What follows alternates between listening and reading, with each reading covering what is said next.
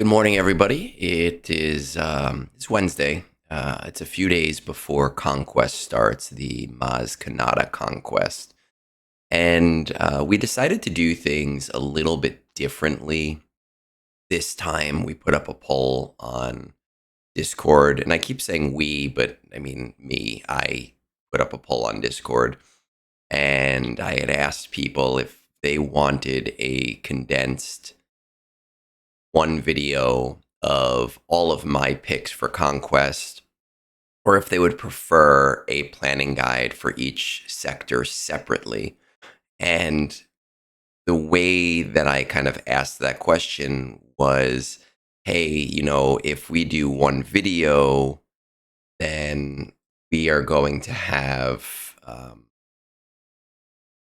like a 20-minute video where I can only briefly talk about the things that I do and maybe a couple of other options. But if we do a video for each sector, I can continue to give my efficiency picks, but then at the same time, I can also spend a little bit more time with maybe the mid game, the lower game, and ways to accomplish the same feats that I accomplish pretty easily. And most people did say that they wanted, the second one, which I was actually surprised by, but I'm totally cool with. So we're gonna try that for this conquest cycle and see what happens. I would really like to know. I really, really would like to receive some feedback on Sector One, and that'll help inform my decision going forward as we get into the conquest cycle that'll start in, I guess, November. I also did get a new mic. I'm very excited about it. So please, in terms of the sound of the conquest videos, I really do want to hear from you guys, right? And with that said, let's get into it right after this sweet graphic of me flying through the air.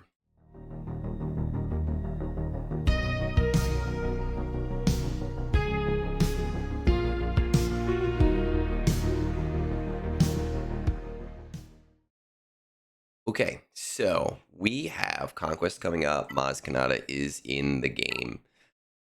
She's got a pretty dope kit, but obviously I don't have all the pirates, and it's gonna be several months until we get there anyway. So I'm not too concerned about it, but I do want to max the conquest because I max all of them. And in this video, we are going to cover just Sector 1. Okay, and that's very important for everybody to understand. So let's pull up my Sector 1 infographic. And this infographic, I had Moonborn make two of them. The first one is really like the super hyper efficient, try to get as much done in each battle ways that I normally do things. And then we have a second infographic that, kind of focuses on like one feat at a time if that's something that you need. So first of all, let's go into our sector feats. We have inflict doubt 60 times, attempt to inflict stagger 60 times, evade 100 times in battles won, win 10 battles with Depa Balaba surviving. And our global feats, defeat 250 enemies. That's not that big of a deal on the challenge path that you'll get on your own. Win 20 battles with 3+ dark side clones. They are all farmable now. Some of them have been farmable for a while, so this shouldn't be too terrible of an idea for most people who are thinking really strongly about getting the red box. Win 20 battles with full Jedi Vanguard. I don't think that this is going to be as pain in the ass as some people might think, as long as you have Keller and Beck. And if you do have Jocasta, it'll definitely make things a lot easier. And that would be, 3 conquests removed from when she was first released. So there has been ample time. Win 20 battles with Omega Fugitive surviving. Again, she's been She was the first farmable character in this series for the raid, so that is something that, I always feel like you should farm the newest things for these reasons. Gain advantage 200 times seems daunting, not really that big a deal. And then attempt to inflict accuracy down 100 times. Now, right off to the bat with Sector 1, doubt 60 times.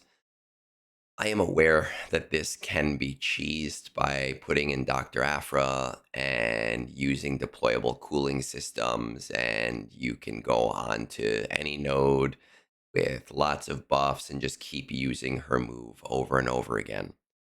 I It's 5 key cards. I'm almost definitely going to skip it. When I look for things to skip, I look for things that just are more trouble to me than they are worth. Uh, because her doubt move is an AoE, if you have her, if you need those key cards, it really shouldn't be that bad to just work through the sector with her team. Um, she also has accuracy down, so you kind of kill two birds with one stone. But I'm I don't think I'm even going to try at all. I have 29 key cards um,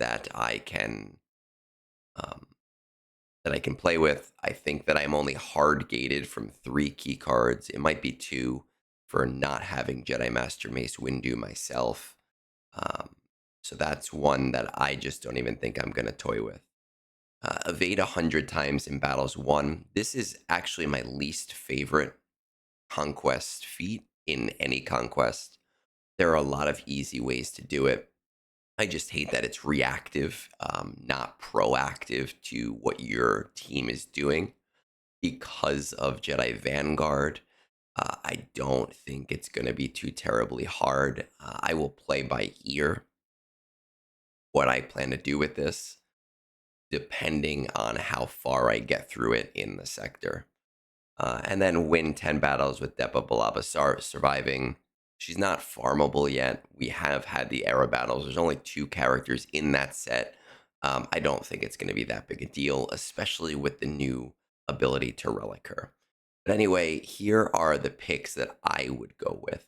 Right, we can use the Jedi Master Mace Windu Jedi Vanguard team. I don't have him yet, but I still put him on here because it is a highly efficient way of doing this. You can inflict doubt with Jedi Master Mace Windu's Special 1. As a side note, Moonborn sent me these infographics and said there was no mistakes. Yeah, sure, Moonborn, we'll see what happens. And I checked it over and saw that there was no mistakes. And he spelled Special 1 wrong, which just, it's classic us. I love it. I love it so much. It's also going to get you win with Depa Balaba surviving. You're going to get the evades. Now, you're going to get evades in every battle, right? But you're going to especially get evades here because Beck's basic gives foresight to team members. And he does 2 to 3 attacks per basic. So that's really nice. You're going to get win with Jedi Vanguard, and you're also going to gain advantage, right? So that's pretty solid. You've got a lot going on with that team. If you have it, that's awesome. Because I don't have him, I am going to slot Keller and Beck into the lead squad. I'm going to throw Temple Balaba in there. I'm going to throw Temple Guard in there. If you don't have Temple Guard at Relics, honestly, I don't really think it matters as long as it's a Jedi Vanguard. Just throw them in. It's Sector 1. And you're going to get win with Depa surviving. You're going to get evades from Beck's basic giving foresight. And you're going to win with Jedi Vanguard. Now, my goal is I always like to get these win with 20 done as soon as possible. I try not to stretch it, but I don't want to be caught on day 7 having to do these battles over and over again when I want to be um, simming the battles instead. So, I'm going to try to get, if I can get 6 or 7 of these done on day one and only have to go back for Depa Balaba surviving a few times, then awesome. Then I've done really well. As I mentioned before, I can use the Dr. Afra squad and I can throw in Kursantan in there to have a tank. You'll inflict doubt with Afra's AoE special. You'll get stagger also off of SM33's basic. If you don't have SME, the basic is not an AoE, so you're not missing out on a lot of staggers by not doing this, honestly, or not having him. And then you're going to get accuracy down with Afra's special as well, right? I'm probably skipping this one, but if you need it, this is the way that I would do it, unless you're going to wait for deployable cooling systems and you're going to cheese this and you're going to lose battles and you're going to go back in. I think it's a waste of energy. I'm not planning on doing it. I am going to throw in my Bad Batch squad using the new Bad Batch, taking Batcher out and throwing um, Tech in there. And that is going to give me evades, right? Because of Omega and Tech giving foresight. Stagger from Wrecker's AoE. I know we don't like using Wrecker's AoEs, but in this instance, I need those staggers. I'm going to get win with Omega surviving, and I'm going to gain advantage from Omega's special too, right? So it's a pretty highly efficient team for being able to get a lot done. Once again, I really want to stress getting those win 20 battles with Omega Fugitive surviving as early as I can. But the good news is that there are several sectors where I believe I will be using the Bad Batch team.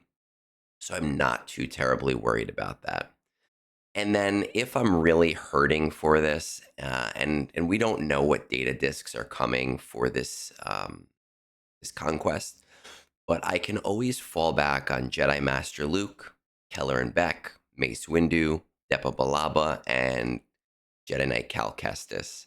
And this is a really nice team because I can get wins with Depa surviving, evades from Beck's basic giving foresight, and using Jedi Master Luke's call to get those.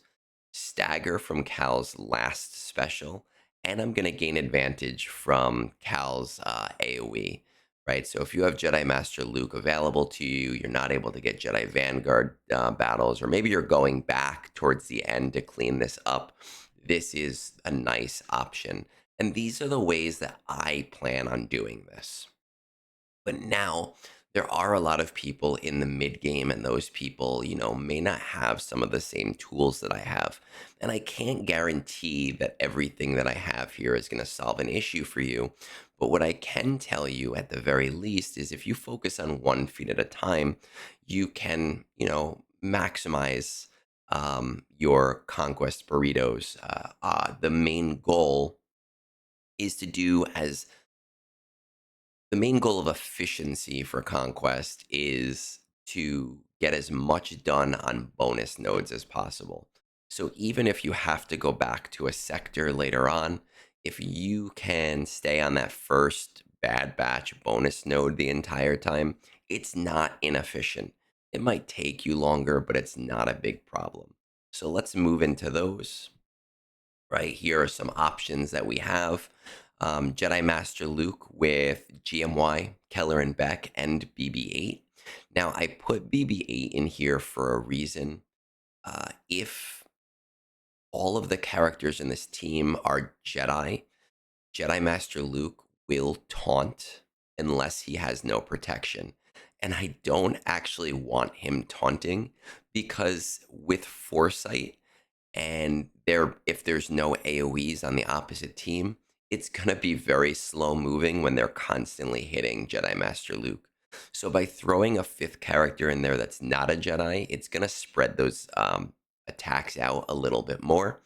And BB-8 gives advantage when he does his special move that everybody gets turn meter or whatever it is. That gets spread throughout the team. Now, Keller and Beck is going to give us foresight.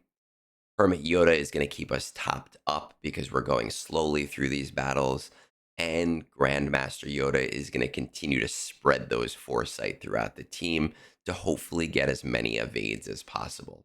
Speaking of evades, a Ray team is a really solid way to do this because Jedi Training Ray has evade in her mastery, which makes her really hard to hit as a battle goes on, right? And you're going to get those from Jedi Training Ray and BB-8's evades, as well as gaining advantage from BB-8 and Qi'ra's AoE, right? And Qi'ra is not a resistance, but she works really well under Rey because generally Qi'ra is one of those characters that a lot of players don't have high relic, and Rey is going to help keep her alive. It is a higher cooldown special, but you know, if you can get 5 per battle, honestly, if you can get 10 per battle, that's a win in my book without having to worry too much. You can also throw the Sith Empire team in there. Now, when it comes to inflicting doubt with Sith Empire, Malgus is not an AoE, and that's a real pain in the butt. So if you are doing doubt with Malgus, you have to really work very slowly through the battle.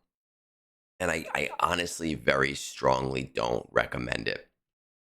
But if you use this team, Malgus, Malik, Bad Stilla, Darth Revan, and Sith Assassin, you will get evades from Sith Assassin's Foresight, and you will get staggers from Bad Stilla. She has that on her AoE.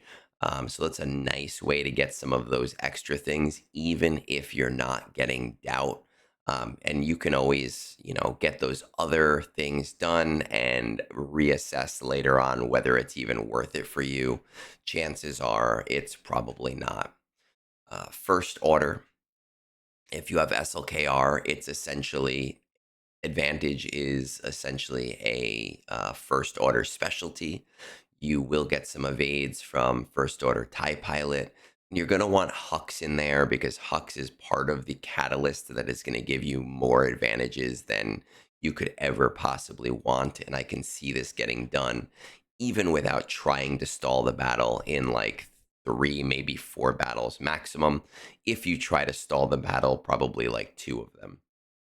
Some other options that you have, Hera with Captain Rex as a Phoenix team. Captain Rex is really the vehicle that makes this team not suck.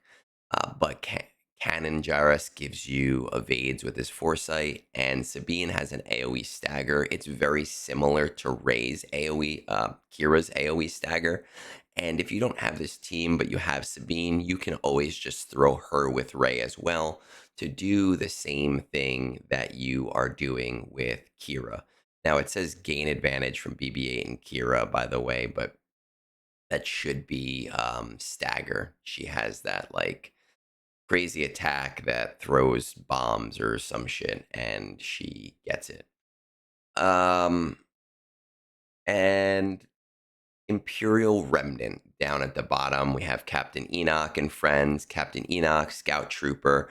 I used Dark Trooper in there because you really, in order to get the full maximum benefit of Captain Enoch, as lead, you cannot have other leads in the team, other Empire leads, and then the Dead Boys as well. And Stagger, Scout Trooper has an AoE stagger, gain advantage, Enoch special, Scout Trooper AoE, and Dark Trooper AoE. So there's a lot of that advantage going on. 2 really important things to remember are I like to look for characters that have a debuff or a buff on their basic. And these are a great way to get calls from Jedi Master Luke. So if there are other options not available to you, for stagger on basic, Hezra does it, though you will have to eat through his isolate. I forgot what it's called. His I don't know what it's called. I don't remember what it's called. I don't care what it's called. That thing that makes it so he can't assist. Or you can use Vet Han. Vet Han, if the enemy is debuffed, he will attack again and he will stagger on his second attack. So this is something that we have used in the past as a cheese with JML. And you can do the same thing with Foresights, with Keller and Beck, and with Grandmaster Yoda. I think it's Grandmaster Yoda. Let me just pop in here and double check, make sure that I didn't make a mistake there. Conquest volume 20, sector 1, and oh yeah, basic and AoE. Cool. If you want to see the raw files, these are the crazy raw files that that our friend Moonborn has to work through when I am giving him information for these types of things. Let's see. Look at this. I made the mistake, so it's not even Moonborn's mistake here. The AoE special, she does have a stagger. Silly me.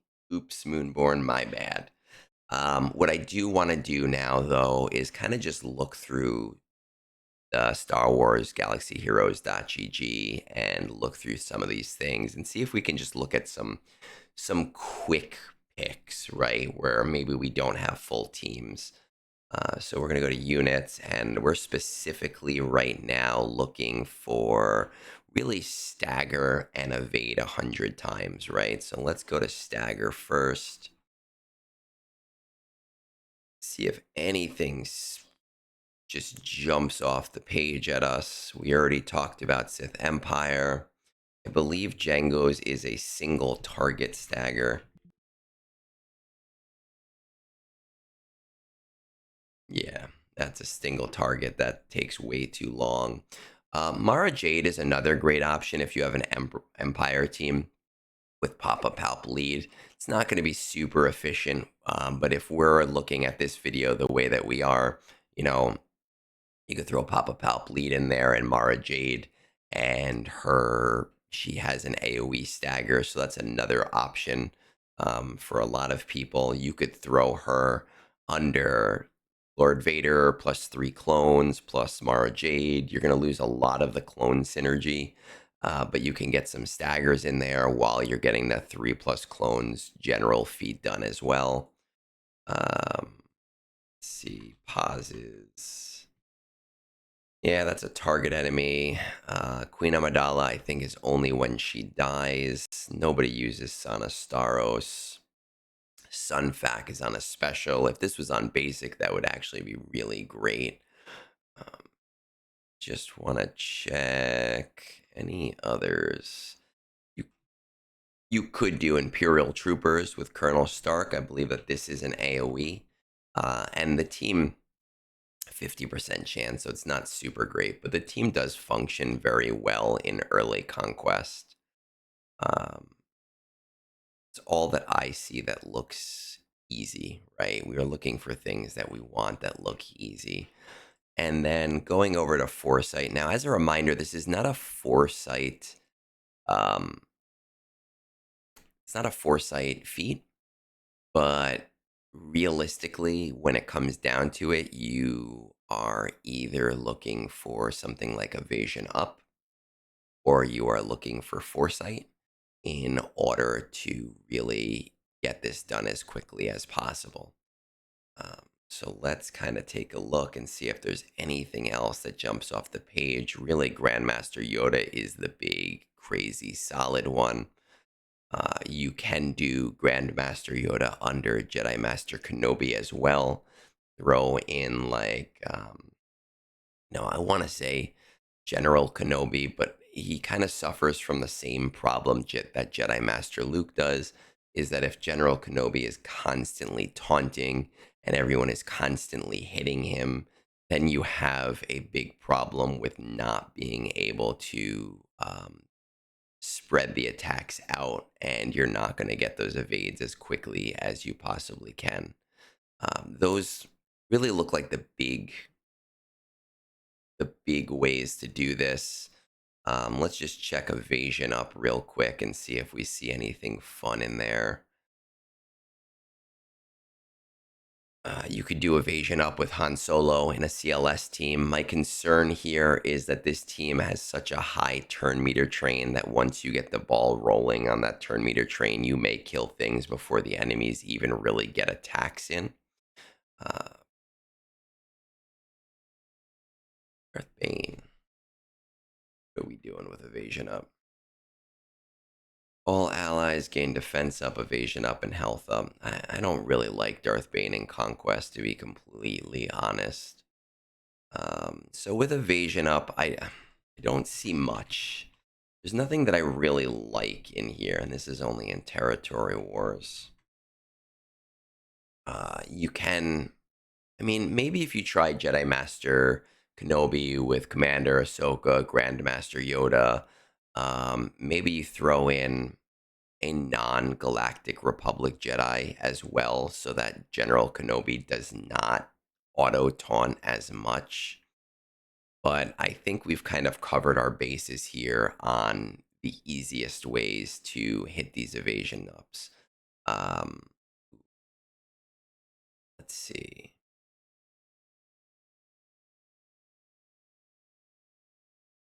I think Apo just dispels foresight. Yeah, you know, I think we're good here. I don't think that there's too much else that we can do in order to guarantee that we don't get hit. But with that said, that is Sector 1. I'm not too concerned about it. I do think if we look at what you can or can't accomplish in this sector, I'm actually going to show you one more thing. This comes from the show notes for Zeta Protocol. Where is it? There. The only heavily gated conquest feats for this one are win with Balin Skull, win with Jedi Master Mace Windu, win with Ahsoka, win with Jocasta Nu, and win with SM33.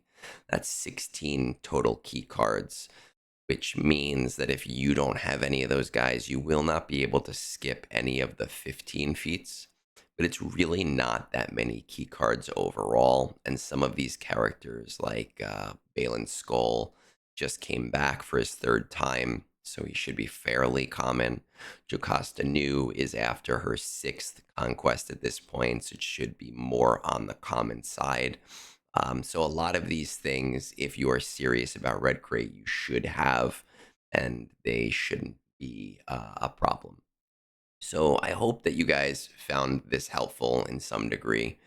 Again, let me know. I do like constructive feedback, one on the sound, but also two on whether this style of video is better than a tight, quick, condensed version. With that said, peace out. Have a great rest of your day.